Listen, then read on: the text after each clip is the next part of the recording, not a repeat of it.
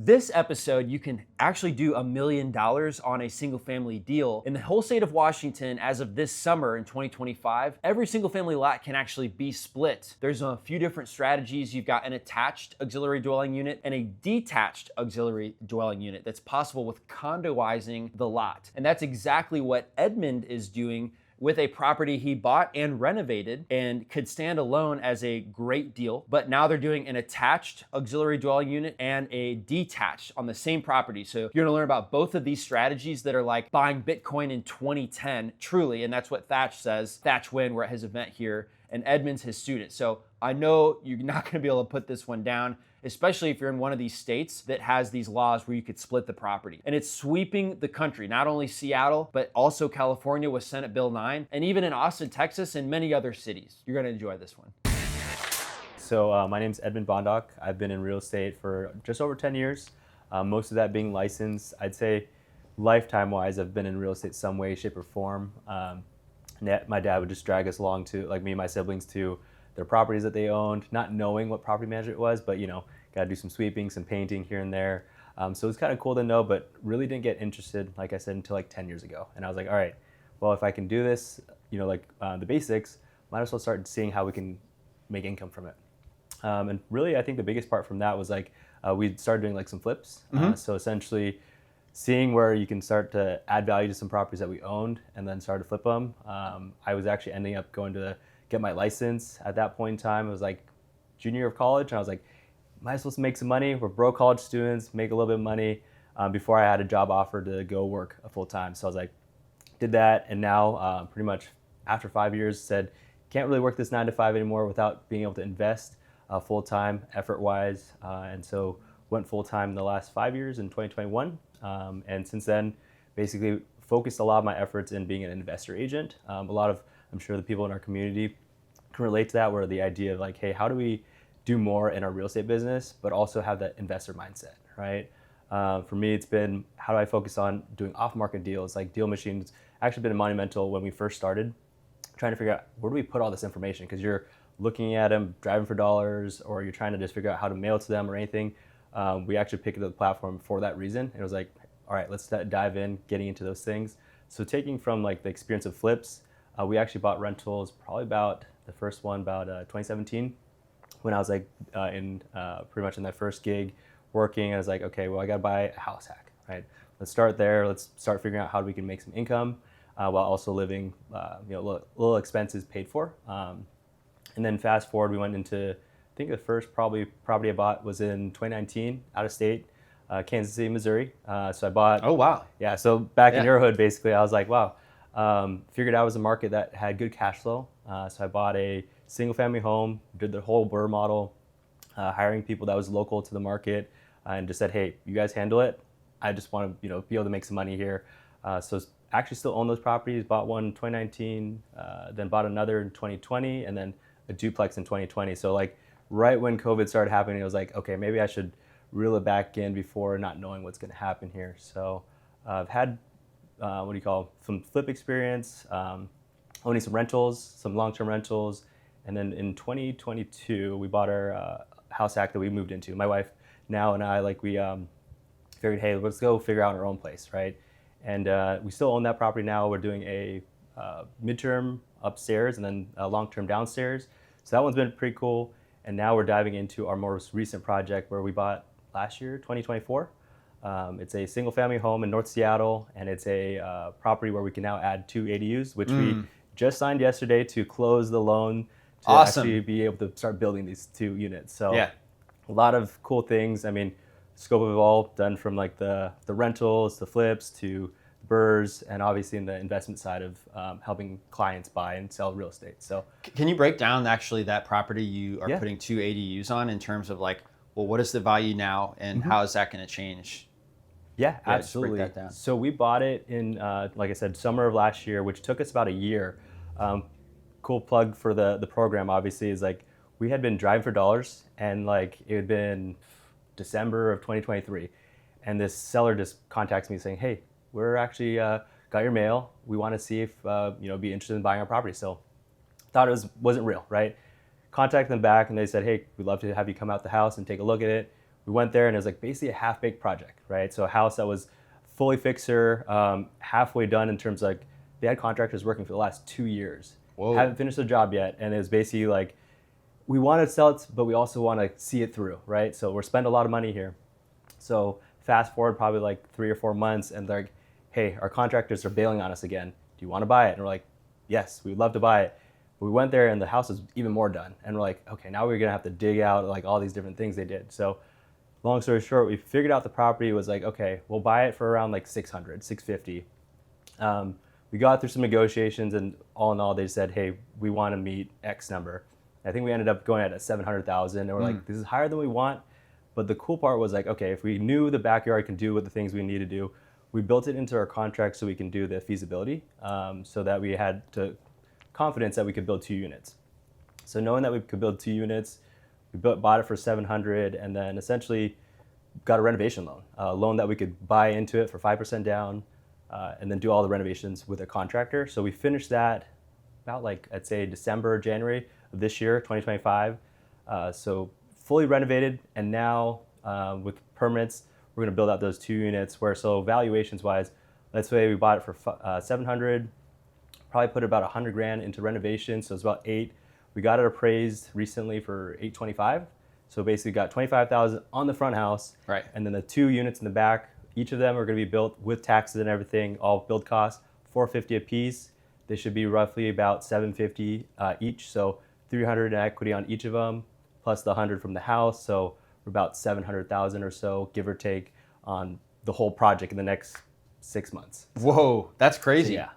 What was the big issue that the original guy was having? Yeah. Why, and then why did you have to redo some of it? Good question. So this guy, I think he just hired like, not really a friend, but someone that got recommended to him. And so the guy, I don't know if he was like a full-on real contractor, but he would send people in, like subcontractors, do the work, and then it just wouldn't get bought off by the city. The city would be like, you need to redo this. Like, this is not done right. They wouldn't approve it. Exactly. Because they really weren't doing it right. Exactly. Got So it. they spent a lot of money trusting that this person was going to take care of them.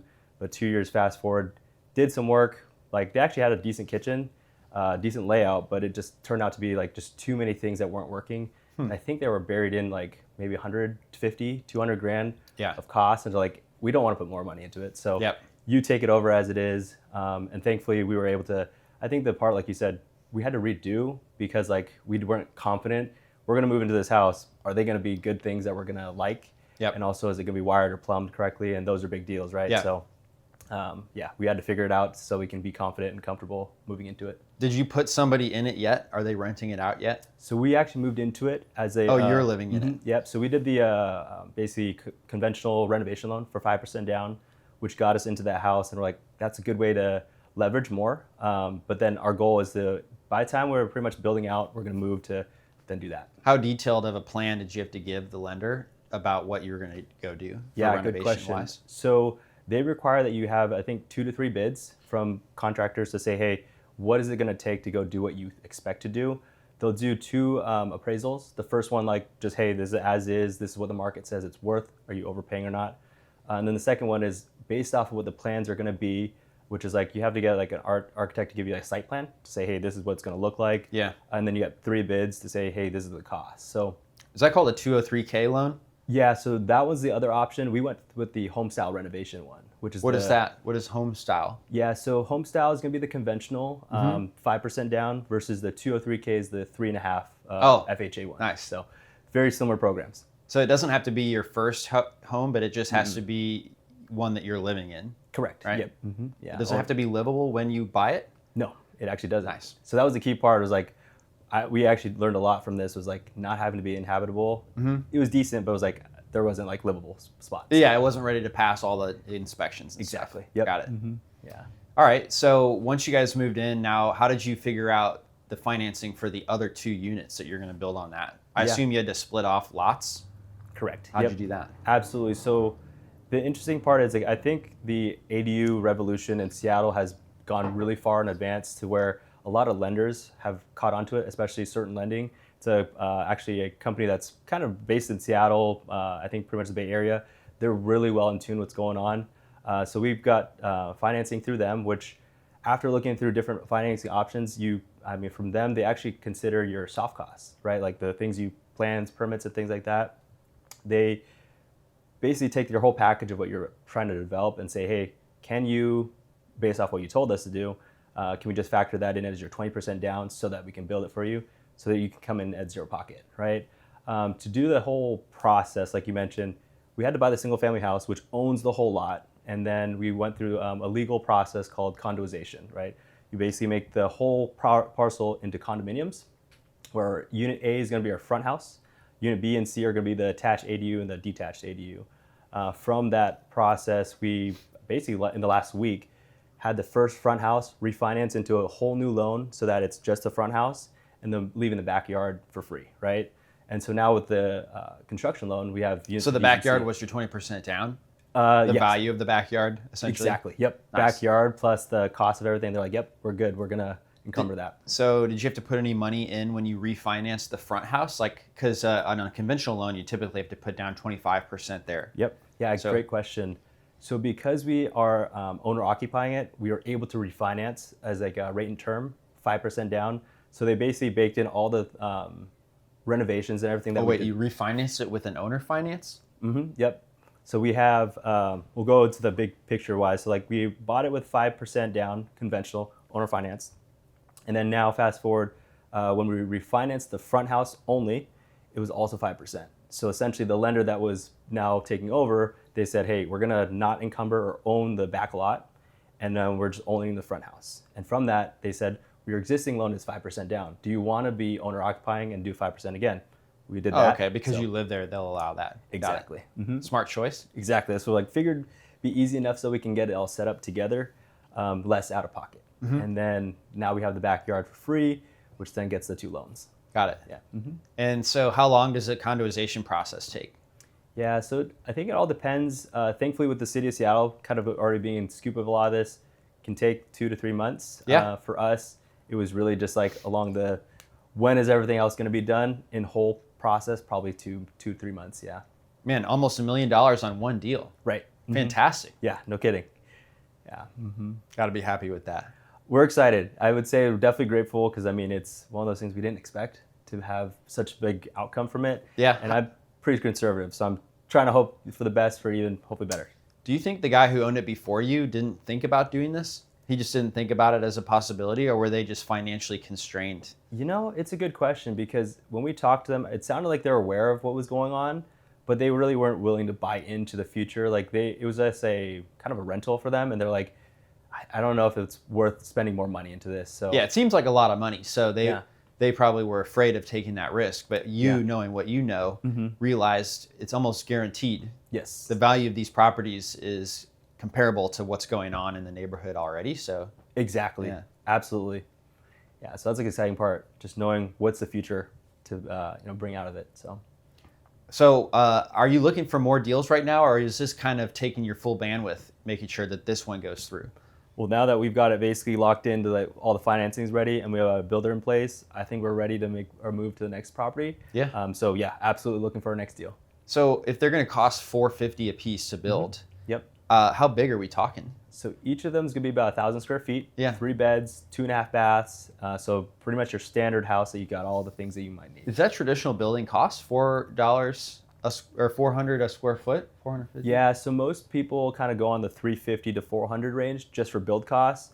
With taxes on this one, it's all coming into $450 a piece. Taxes? You have to pay property taxes when you split it off? Not the property taxes, but the sales tax of having to, bring in the contractors and paying them. Oh, okay. Fees. Yeah. Got it. Yeah, somebody was just telling me they're doing $200 per square foot, but maybe they weren't right in Seattle proper. Maybe they're in different location. It's very possible. I know I've heard from other clients that are building, and very much like because it's an investment, right? So a lot of people are trying to squeeze to figure out what's the best number return of investment. Yep. We have heard some 250 to 300s. I will say I've also had some contractors in the past where, as we talked about, the seller just fall out. They don't do the right thing. Yeah. So the builder that we are working in with, we know they've done a lot of them, and this is kind of like they're kind of the top of the cream of the crop type of builder. So I think so they're going to put real nice finishes in and stuff? You're doing like a higher end type option? Yes, I would say so. So it's a premium builder. I would say that's kind of what kind of bakes in the higher costs. So got it. Mm-hmm. Interesting. And will you be able to rent it all and cash flow it, or are you going to sell it all? Yeah. So our goal is to keep them all. our idea is that we're building out a rental portfolio, right? So rent-wise, I think we should be cash flowing on each of them about like 500 a piece. Really? Yeah, and because of how much equity is there. How much would one of those rent for, you think? The new units that you're building? Yeah, each new unit about 500 cash flow. So I think rent's going to be roughly around like 35 to 4,000, with mortgages sitting right around like the low 3,000. So like give or take, hopefully, again, being conservative, we're probably 3,500. But one of our buddies actually not far, probably half a mile away, said he's rented out his properties for 4,200. So big swing. That's good. You know somebody who's renting a similar property. That's the important thing. Well, now, why did you decide to make one attached and one detached? Yeah, good question. So now City of Seattle allows for both to be detached. We were planning this a year in advance before they allowed for it. So we're like, let's just get through it and knowing the process. And so we decided just to keep going with what was already existing in the rules before. Because you had to draw up plans, right? Who drew up plans, and what did you have to pay for that? Yeah, good question. So we had to draw up plans probably about when we bought the front house, because we wanted to understand, hey, this is what the whole lot's going to look like. You did it. That was part of the feasibility study? Is that right? Okay. Exactly. So we understood what's the front house going to look like and what's potentially the back house is going to look like without the actual designs. But for all in all, from all three properties, about like 20 grand. So give or take 70 or 7 grand a piece. Okay, got it. What do they do for the wall in between? Like, do they leave the siding there, or do they like take that off, or whatever is out? You know what I mean? Like, how does that actually happen? Absolutely. So I'm not 100% sure what's going to look like, but from my understanding, there will need to be what's called seismic retrofitting, right? Because the front original house is like a 1920s build. They're going to need to make sure that it doesn't fall if something happens to the other new unit, right? So they're going to attach it. Pretty much our design is for it to be attached to the garage. So thankfully, it's not really going to be a shared wall for intents and purposes sound-wise. Nice. So for our existing house, hopefully it won't be as bad noise-wise. But as far as like build, I think they're basically going to have to chop part of the siding, like you said, and attach onto it. So it'll be fun to watch and see how it goes. Yes. But luckily, you got a builder who knows what they're talking about. They've done many of these before. Yes, right? Correct. Mm-hmm. It's pretty cool. Yeah. So, man, sounds like it's pretty much a solid deal. Absolutely. What are you going to look for next? Same type of thing? Yes. So I think the biggest part is like knowing that there's so much ability in the front house is always going to be kind of a hard one, right? But the idea of owning a property that you can build and have that much equity and cash flow, it's kind of a no-brainer for us to go and find something else like it in the next play. Got it. Will you be driving for dollars still, or are you going to be doing other marketing methods as well? Yeah, I think we're going to have to go back to some driving for dollars. We've thankfully built a good list, so it's probably just double checking and finding out maybe that there's new ones. But our goal is to just tap right back into the off-market deals and see who's another seller that's ready and willing to make a move. So we actually just talked to a buddy last night. He actually might have one in the area that we're thinking. So it's now just, and I've door knocked this one already too. So I'm like, okay, I know a little bit, but now I got to figure out, is it the right one to make your next move? One of the things I was just thinking about was you bought this from somebody who was trying to renovate it. Yes. But a lot of people, they'll filter out properties that have been recently sold. Yeah. But you didn't. Right. Yeah, you just picked it and you contacted it anyway. Mm-hmm. So it's a good thing you did that. For sure. Yeah. Absolutely. And I think it's like... Was there anything that told you that guy was having trouble, or you just contacted him because his house looked run down? Yeah. So oddly enough, this house, I think he had owned it for maybe like 6 years or something. Oh, he was just a little bit slow making it happen. Like they, I think, lived there, and then they said they moved away to get a better house, right? But like to your point, I think the biggest thing that we just figured out was like using the driving for dollars techniques, right? Like looking for something kind of run down, something that's maybe overgrown. This house had a lot of overgrown like landscaping, or like it's kind of hidden. We actually didn't even know it had a backyard when we first went by. So I think those are the pieces that you got to look for. Like, where's the value that can be added? So did you ever have a corporate job? I know you kind of did this right after college, right? You were into real estate from there. Right. So I had my license in, like I said, 2015. Right out of college, I figured I actually got an opportunity to work at a big aerospace company. And from there, I was able to work 5 years, kind of cashing in on bringing in some capital, essentially, for me to grow my network, build some capital, and that helped me buy a first couple rentals, and then swinging into actually using that kind of methodology of like, using my own business now and figuring out how I bring more deals to the table. So fantastic. Yeah. And then you quit. Yeah. How'd you know when it was time to quit? Man, honestly, it was kind of a tough time to even consider, because when I left, it was like October of 2020. COVID already had struck, right? And so a lot of us were like uncertain where the market and what life is going to look like.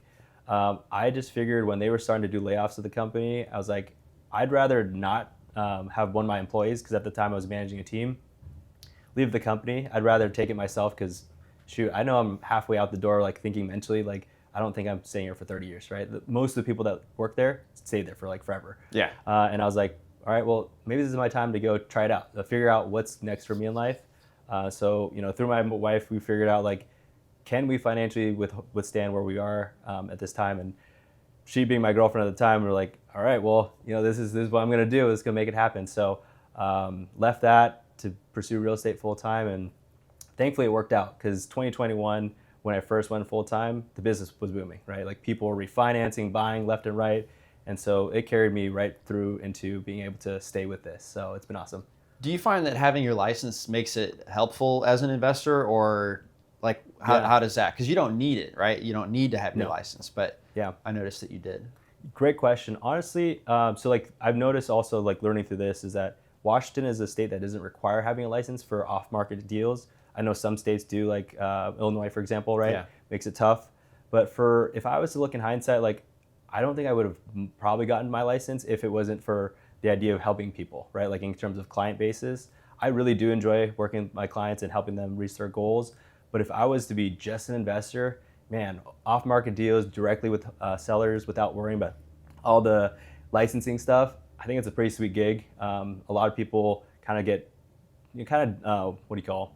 focus on all the too many things that are going on, right? Which then you kind of split your paths. I think if you're focused in on the one thing, let's say investing and off-market deals, I think you could do just fine, even better if you're focused on that alone. Yeah. Yeah. Will you let your license expire, you think? As it stands, I think I'll keep it going. How long does it take to even get it? 20 hours of studying and stuff? Yeah, I think it's like total 90 hours for your licensing stuff, and then obviously studying for the exams. And then a fee ongoing? Exactly. Yeah. Mm-hmm. Yep. So. And I guess, have you ever used it from like an investing lead or anything like that? Did you end up listing somebody's house after, sending them mail or something to buy it? Yeah, actually. So I've thankfully had some opportunities through that. And one of the deals actually most recently, I'm actually listing a, single family home with a dad in the backyard from an investor client. Had sold some other deals to them in the past, and they were from deals that had been, finding off market. So it's kind of one of those things where once you kind of built the platform for being known as an investor agent or someone that can work to find deals, people want to work with you, right? So I think it's definitely worked together in that favor to sell deals to investors while also helping them sell their deals after they've done the work. Yeah, so, I got you. Yeah. Mm-hmm. Cool. On this deal where you're going to make the $700,000, are you going to be actually pulling that out, or will that just be as equity in that deal? Yeah. So for us, we're looking long play.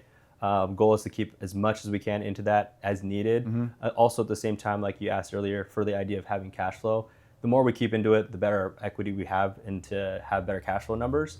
I think ideally, until we figured out where our exit strategy is to get out of that, I think we're just going to keep money into the plays so that we can keep it rolling to the next thing. Nice. And it makes it more comfortable. It's going to cash flow bigger if you don't pull all that equity out. Mm-hmm. So that's kind of how I've liked it too. I got about a 50% equity position. That's huge. And I guess you could pull it out, but it seems like too much of a hassle. Yes. And I also think, as you know, having the opportunities like HELOCs and different things these days, yes, it's more leverage on what you have. I was wondering that. Have you used that yet? Absolutely. So I have like 19 properties, and they're lower value than yours in Seattle. Sure. So it seemed like a pain in the butt to think about, I'm going to redo the loan, which is individual loans on all these properties for these smaller amounts because it's smaller value properties. So do you find that somebody's able to just go grab all the equity from all your properties and then just put it in one HELOC? Yeah, that's a good question. So I haven't done it where you bundle them, but I've done individual HELOCs per property, which I do think, to your point, like if you were to, let's say, keep that, let's say, the mortgage on the properties I've had in 2019, those ones have like 4% interest rates. So it doesn't make sense to refinance to get the new rates and you're going to lose cash flow, right? Right. So for me, I'm like, let me tag on a HELOC under those ones where tap into the equity, use it for short term, and then redeploy it, right? Yeah. Do they have to retitle the property when they do that? Or they have to do something, right? Yeah. Good question. So you don't really have to, refinance or anything, but you will have to get a secondary lien onto that property to allow for them to pull money off of it. Yep. Okay, got it. Thanks. Yeah. Educated me. So what do you like to do for fun? Honestly, real estate is definitely fun as it is. We're here this weekend for a real estate conference for Springboard. Right. But outside of that, spending time with family. We've actually got a little one on the way, so that's. Oh, congratulations! Thank you. We're due February, so it's like one of those things where we've always been excited to want to be parents, but at the same time, spending time with our family. So that's kind of the biggest thing: is do all this real estate stuff, invest in our time now, so that we can spend it the way we want it going forward. Yeah. Once you got an extra person. Exactly. Yep. What are you hoping to get out of the Springboard event? Because I assume you've been to a few before, right? So what is like the big thing you're hoping to take away this time? Or why do you come? Very good question. So I've been with Springboard for about 4 years, basically, ever since I jumped in full time. Every year's been a great one, and it's kind of hard to say because like every time there's always something different that comes from it. I'd say this time it's really kind of checking back into what are the reasons why we're doing this, but at the same time, elevating ourselves to kind of also like a platform of what's the next steps look like, right? Because we talked about all the different deals we've done. How can we take that and now kind of get into like a more of a stable state where now we're going to be able to enjoy it and really get into the exciting parts of investing, family, and whatnot. So got it. So you're not really sure, but you know you're coming to see what the next level would be for you. Absolutely. Right? And be inspired by that. Well, as we wrap up, can you let everybody know where they could follow you? Maybe they have a deal they need help selling, or maybe they want to buy one of your deals. Absolutely. Well, easiest way to find me on most social media is Edmond from Edmonds. And then from there, just Edmond Bondoc everywhere else. So it's pretty easy to find. Awesome. Well, thank you so much for taking some time before the event. I look forward to spending the next couple of days with you. Absolutely. Thanks so much. Absolutely, man. Thank you. Yeah. Thanks for listening to the DealMachine Real Estate Investing Podcast. Please leave us a review and follow along wherever you're listening to your podcast.